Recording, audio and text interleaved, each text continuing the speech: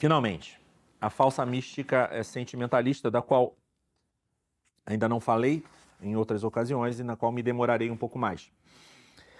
Não há engano místico mais fácil que as falsas revelações e os falsos dons carismáticos, né? Porque apelam imediatamente ao emocionalismo que é muito comum nas pessoas. É mais comum que o intelectualismo ou que o voluntarismo, ok? E porque é uma confusão imensa entre a profundidade da fé e a intensidade dos afetos sensíveis, ok? É fácil fazer essa confusão. As pessoas simples fazem e muitas vezes as pessoas mais sofisticadas também fazem, né? A vida espiritual iniciante tem sua ascese, sua penitência e sua mortificação agraciada com consolos sensíveis, afetivos. Mas estes jamais são o motor principal da vida cristã, mas são efeitos colaterais do crescimento na fé, que animam o início do compromisso católico, mas que logo são retirados por Deus para o avanço espiritual, porque o avanço espiritual deve se fundamentar na confiança em Deus, ok? Bom, o carismatismo vai ser a falsa mística sentimentalista mais, a tentação mais evidente, mais patente, né? O que é um carisma autêntico, né? É um dom extraordinário do Espírito Santo, geralmente dado para o bem comum da igreja. A pessoa carismática, ou que recebe um carisma, ela o recebe, obviamente, para a sua santificação, porque é para colocar a serviço das demais, mas é sobretudo para as demais pessoas. Ou seja, alguém pode receber um carisma sem ser santo ainda, ok? Pode receber para ser santo, mas ele pode ter um carisma extraordinário para ajudar os demais a serem santos. Ultimamente, acredito que só no último século, os documentos da igreja começaram a se referir a carismas como os carismas fundacionais, como se correspondessem mais mal comparando com as espiritualidades ou escolas de espiritualidade. Mas não é assim desde o início, desde o início das escrituras e da tradição. Carisma é o carisma extraordinário, pessoal, né? Mas para ser transmitido, para servir aos demais. Por analogia, o magistério mais recente aplicou isso aos dons dos fundadores, ao seu estilo apostólico, ao seu estilo, digamos assim, de fazer as coisas, ou enfim, ao que normalmente se chamaria a sua escola de espiritualidade, né?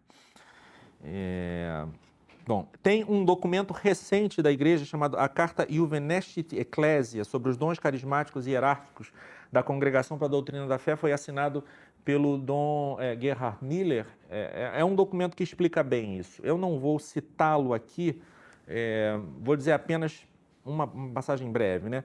Os carismas são reconhecidos como uma manifestação da multiforme graça de Deus. Não são, portanto, simples capacidades humanas. Sua origem divina se expressa de diferentes maneiras. Segundo alguns textos, provém de Deus. Romanos 12, 3, 1 Coríntios 12, 28, 2 Timóteo 1, 6, 1 de Pedro 4, 10. Segundo Efésios 4, 7, provém de Cristo. Segundo 1 Coríntios 12, 4 a 11, do Espírito. Bom, da Trindade, né?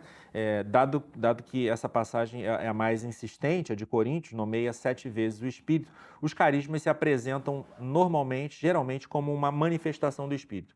Disse que não ia citar, acabei fazendo uma citação de um parágrafo aqui razoavelmente grande, mas não vou citar o outro maior, não. Então, os carismas não são necessariamente um signo de santidade, eles são um dom para a santidade, né? Do portador do carisma e dos seus destinatários, daqueles que vivem ao redor. Supostos carismas extraordinários não indicam por si que o sujeito carismático está unido a Deus, ok? No sentido recente do magistério, quantos novos fundadores caíram muito baixo, né? Muito baixo. Suas obras até apresentaram frutos no início, algumas persistem, né? E têm frutos e tal, mas muitas vezes são, não quero citar nomes, mas são homens que viveram uma vida miserável, não de um pecador assim inconstante, não, mas às vezes de uma pessoa maligna, né? Um antitestemunho monstruoso algumas vezes. abusos de ordem psicológica, sexual, enfim. Sabemos disso, né? Sabemos das notícias, não é preciso citar os nomes, né? Bom, os fenômenos místicos extraordinários, como revelações, visões, levitação, bilocação, que realmente podem ocorrer com grandes santos, tampouco são condições ou manifestações necessárias de uma grande santidade, tá? Os santos místicos nos ensinam a não desejar esse tipo de manifestações, que não são meios necessários para chegar à união divina. O desejo de revelações tira a pureza da fé, desenvolve uma curiosidade perigosa, é fonte de ilusões, como diz São João da Cruz, né? O grande dom que pode ser aspirado por todos sem risco nenhum de soberba é a caridade, né? A confusão carismatista, ela ocorre hoje precisamente no meio da renovação carismática católica, a RCC, surgida a partir de um encontro entre católicos e protestantes pentecostais na década de 60 do século passado. Isso não é uma acusação, é a história real, né? Assim, não é, e que tem seu foco na ideia do batismo no Espírito Santo, entre aspas, e no dom de línguas, também entre aspas. O Papa Leão XIII, na sua encíclica Divinum Illud Munus sobre o Espírito Santo, ele mencionou que talvez haja cristãos que desconhecem o divino Paráclito ou que têm do Consolador um conhecimento parco. Podem conferir isso no número 21 da encíclica do Papa Leão XIII sobre o Espírito. E também que o modo ordinário com o qual a Igreja nos exorta a conhecer melhor o Espírito Santo, contudo, não é através do pedido e recepção de carismas especiais, mas sim do reconhecimento de sua inabitação pela graça santificante em nossas almas, com todas as consequências que isto tem para a nossa vida espiritual, ascética e mística, né? É na atenção às secretas inspirações e moções do divino dom que consiste o conhecimento do Espírito de amor, né? Podem conferir, Divinum Illud Munus, número 17. E não no estardalhaço. A propósito, o espetacular e mal chamado batismo no Espírito Santo dos apóstolos, nós celebramos há pouco, né, a festa, a grande solenidade de Pentecostes, que encerra o maravilhoso tempo pascal, e posteriormente dos samaritanos, né?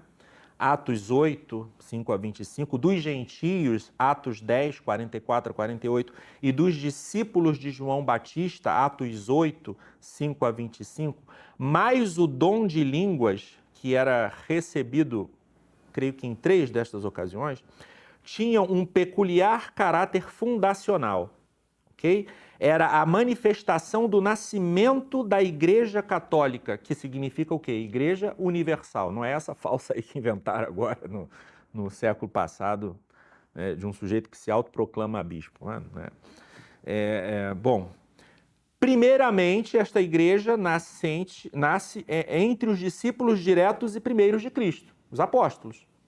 Depois, entre os judeus heréticos marginalizados, que eram os samaritanos. Ou seja, venham para a Igreja de Cristo, né?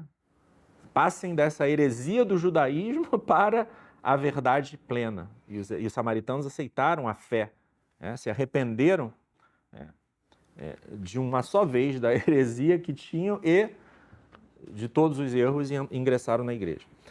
Além disso, entre os incircuncisos, também marginalizados pelo povo judeu, e entre os judeus fiéis que seguiam a João Batista, mas não seguiam diretamente a Jesus, né? O dom das línguas reportado, ele não é mencionado no episódio da conversão dos samaritanos, anotei aqui, se refere ao falar línguas estrangeiras, né? Em todos os casos. É o sinal de que a igreja existe para recompor o que foi fragmentado em Babel. Como diz Santo Agostinho, quem em nossos dias espera que aqueles a quem são impostas as mãos para que recebam o Espírito Santo devem, portanto, falar em línguas, saiba que esses sinais foram necessários para aquele tempo, pois eles foram dados com o significado de que o Espírito seria derramado sobre os homens de todas as línguas, para demonstrar que o Evangelho de Deus seria proclamado em todas as línguas existentes sobre a terra. Portanto, o que aconteceu, aconteceu com este significado e passou. Não sei por que cargas d'água, eu esqueci de anotar a referência, mas eu estou citando conforme o livro do meu amigo Alessandro Lima, O Dom de Línguas, que é um excelente livro sobre o tópico, sobre esse assunto. Tal derramamento visível do Espírito Santo é, repito, um evento fundacional, né? Que, como o dom de línguas, significa a universalidade da Igreja, a qual abarca potencialmente todos os homens, como ensina Santo Tomás e como ensina o Magistério. Quer as vertentes do antigo povo de Deus, né, quer os demais povos da terra representados nos gentios, né. Também é um signo visível ostensivo do que acontece pelo batismo sacramental. Quando São Pedro cita as palavras de Nosso Senhor, no episódio do derramamento visível do Espírito Santo sobre os gentios, João batizou com água, mas vós sereis batizados com o Espírito Santo.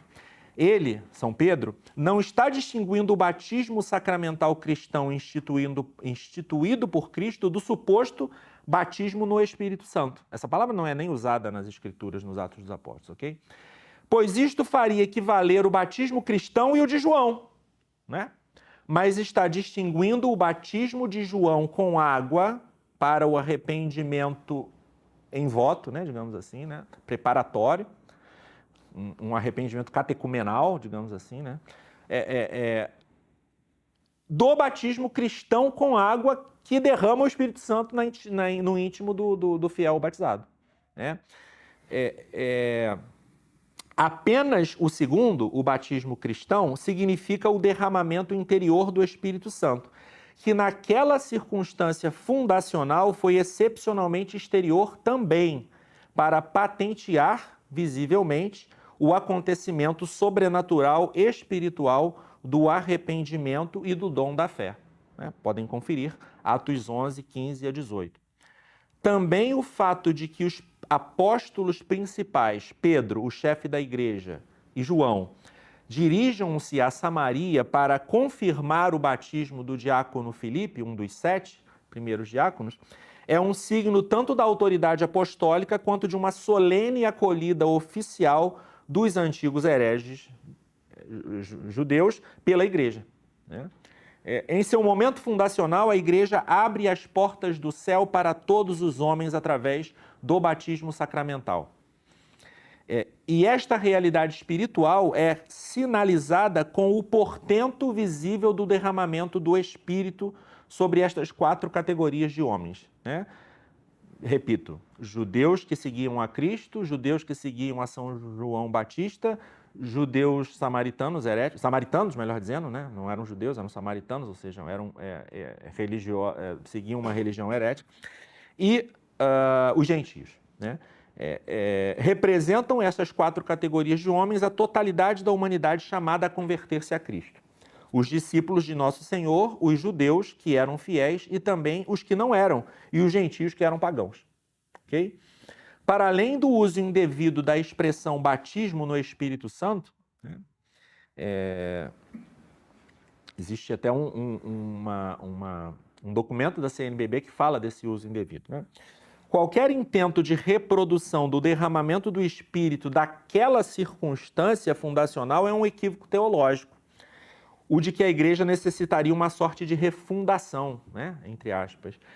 Como diz o Papa Leão XIII na mesma encíclica sobre o Espírito Santo, não é absolutamente admissível excogitar-se ou aguardar, eu devo ter digitado errado, uma segunda mais ampla e fecunda aparição ou revelação do Espírito Divino. A que atualmente se efetua na igreja é deveras perfeita, e nela permanecerá incessantemente até que a igreja militante, após o percurso do seu período de lutas, seja transplantada para as alegrias da igreja triunfante no céu. Divinum Illud Munus, número 10. Né? Então, por aí se vê o equívoco da expressão e da realidade que estaria supostamente por trás da expressão. Batismo no Espírito Santo é aquele derramamento visível que se deu nestas 4 circunstâncias que representam ou significam a fundação da igreja nos 4 cantos da terra, por assim dizer, né? São 4 categorias de homens que representam a totalidade dos homens aos quais a igreja deve chegar. Vejam que não se repetiu isso entre outros grupos ou depois da igreja chamada primitiva ou apostólica, né? Depois daquela circunstância dos Atos dos Apóstolos, né? E no caso do dom de línguas, né? Nesses casos que aparecem nos Atos dos Apóstolos, é claramente o fenômeno da xenolalia, ou xenolalia, ou seja, o falar em línguas estrangeiras. Mas e no caso do capítulo 14 da primeira epístola aos Coríntios? Haveria uma diferença entre a xenolalia, né, o já mencionado falar em línguas estrangeiras, e a tal glossolalia ou glossolalia, que seria o falar em sons estranhos pelos quais somente o espírito oraria, mas não a inteligência, a não ser que haja quem interprete, como diz o próprio São Paulo?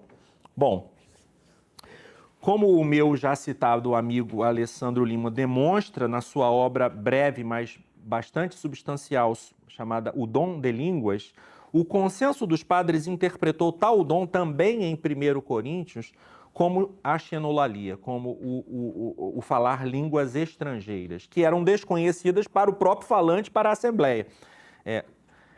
Santo Tomás, na Suma Teológica, no artigo que ele fala do dom de línguas, ele fala apenas da xenolalia, tá?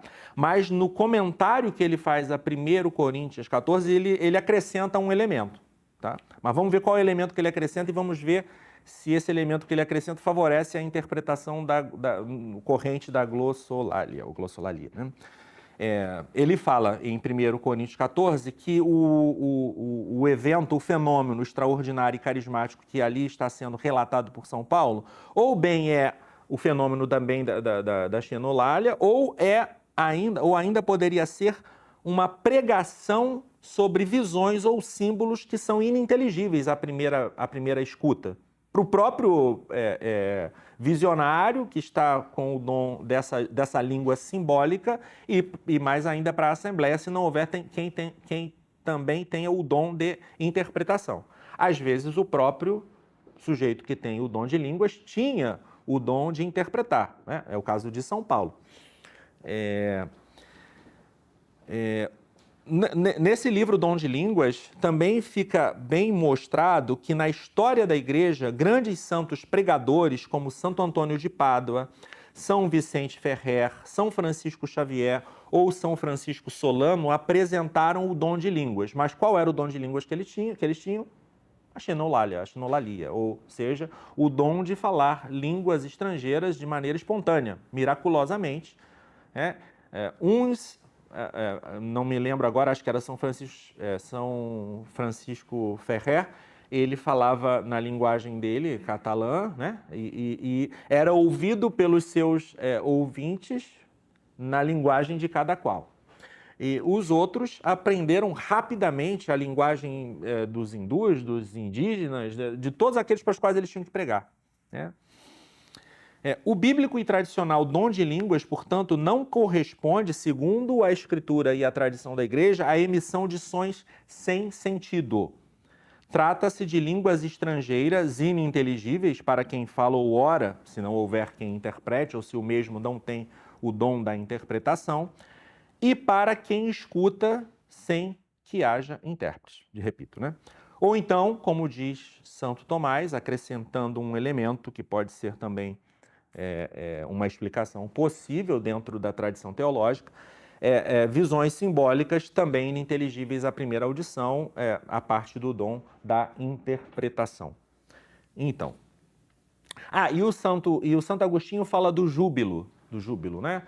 Que seria uma espécie também de expressão oral, mas que seria uma oração do coração. Mas o júbilo, ele não tem nada a ver com sons estranhos. O júbilo, na verdade, ele corresponde ao que são os melismas no canto gregoriano, por exemplo, que é aquela repetição silábica no qual o coração ora, mas como uma abundância de sentimento espiritual, né? De amor espiritual, durante o canto cristão, por exemplo, durante a oração, porque o canto gregoriano, o canto ambrosiano, qualquer canto sacro tradicional é oração, porque canta a Sagrada Escritura, né? Então, o júbilo é mais ou menos aquilo que acontece no canto gregoriano, por exemplo, a repetição melismática das sílabas, né? Mais fácil, mais dá para lembrar melhor, que todo mundo conhece, a Missa de Ângelis, missa oitava, né? Kyrie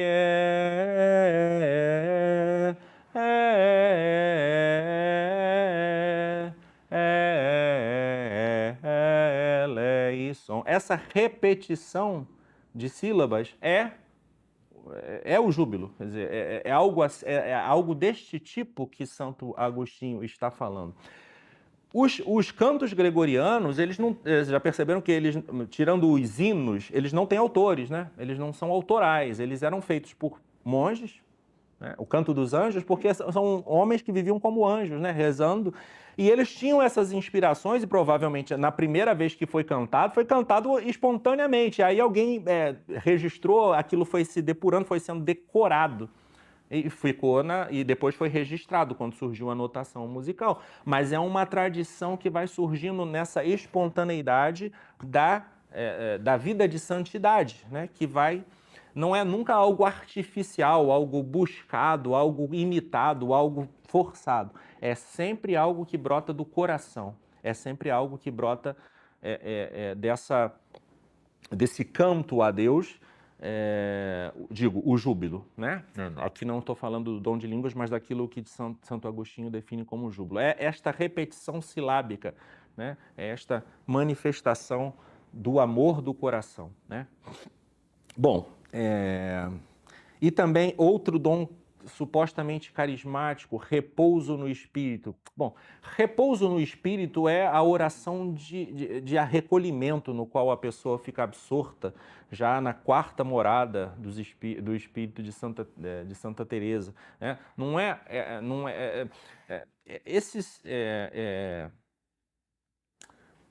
Em qualquer caso, é preciso dizer o seguinte, né? Nós sejamos justos, né? Nessa confusão e nessa falta de uma verdadeira disciplina dentro da igreja, os membros da Renovação Carismática fazem um trabalho de evangelização, fazem um trabalho de divulgação do evangelho que deve ser apreciado, deve ser reconhecido por todos os católicos, de quaisquer corrente, né? Todos nós temos os nossos defeitos e temos os nossos problemas. Mas à luz da tradição da igreja, da tradição teológica, não há esse dom de línguas. É uma manifestação psíquica, é uma manifestação em que a vontade humana, a imaginação humana trabalha. Obviamente, isso pode ser... Existe tanto uma mística natural, uma mística filosófica, quanto uma mística afetiva, uma mística... Estou falando mística num sentido latíssimo aqui, né? Uma coisa mais inconsciente, uma coisa mais completamente imaginativa, que aflora mesmo, não do sentimento profundo do amor, da caridade entranhada no coração, mas de aspectos psíquicos mais superficiais. Então, é preciso cuidar para que a devoção, a vida espiritual seja fundada no coração e não no afeto sensível, né? No coração, ou seja, no âmago da vontade, no âmago na vontade, no amor de dileção, no amor espiritual de dileção, que este é revestido pela caridade, e aí a caridade revestindo a dileção também reveste o nosso amor sensível. Não pode começar pelo amor sensível, pelo eros, né? Não pode começar. O eros só se ordena se ele estiver sob a dileção e a dileção sob a caridade, ok? Então, a modo de conclusão, né? Voltemos aqui à contemplação e à ação. A ação se nutre da contemplação. Sem essa, nossas atividades periféricas nos arrastam para a superfície. Mas a contemplação nessa vida sempre regressa à ação. Inclusive, para que o fruto da contemplação seja mais perdurável em nossas vidas, é muito conveniente que nossa oração tenha sempre resoluções, né? é o momento do oferecimento no método teresiano, no método carmelita. Né? Oferecimento são resoluções práticas. Simples, né? Eu vou converter o Japão de novo, eu vou converter agora a China. Faz uma coisa, eu vou falar com aquele meu amigo que eu nunca tenho coragem de falar para ele da igreja de Cristo. Não é simples assim. Ou então eu vou rezar pela conversão dele, vou rezar para que na próxima conversa que eu tenha com ele, eu tenha ocasião de ajudá-lo a se aproximar da verdade. Então, eu vou combater tal pecado meu, tal falha minha, tal falha venial, ou tal vício meu de caráter através deste meio bem específico. Né?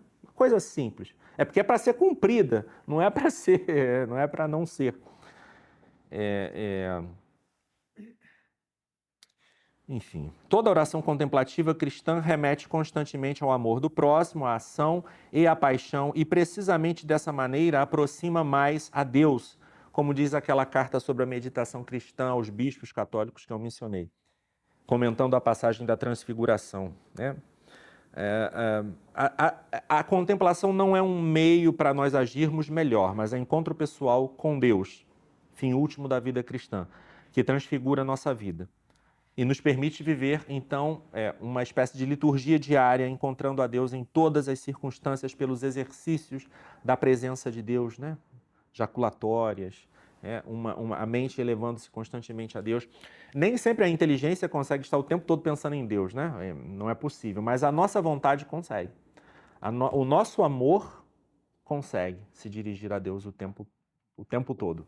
Se estiver em graça e se tiver aquele desejo ardoroso de se dirigir a Deus, a gente consegue manter o recolhimento do espírito apesar das atividades externas estarem nos consumindo, nós interiormente nos consumimos na chama do amor de Deus. A contemplação nos ajuda a ver o rosto do Senhor naqueles que sofrem e aprendendo a servir a Cristo nestes. O amor incondicional ao próximo, como vivido por Jesus, se torna possível somente em virtude da contemplação ou do encontro com Deus, na qual aprendemos a ver os demais com os olhos de Cristo.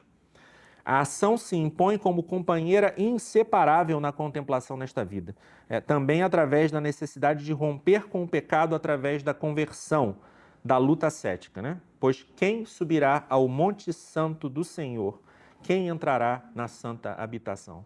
Senão aquele que tem mãos limpas de culpa e o coração puro, como diz o Salmo 24. São os puros de coração que vêm a Deus, Evangelho de São Mateus 5, 8. Por isso a via purgativa da mortificação do combate espiritual, que é a nossa preparação remota para a vida de oração, é necessária a via iluminativa da meditação cheia de afeto e a via unitiva da contemplação. Precisamos ter sempre em conta a perspectiva da cooperação com a graça, da qual nos fala São Paulo em Colossenses 1, 29, realizando nossa parte sem, entretanto, nos esquecermos de que nossa amorosa entrega é impulsionada pelo próprio Deus, que está ao início e ao termo de nossa oração.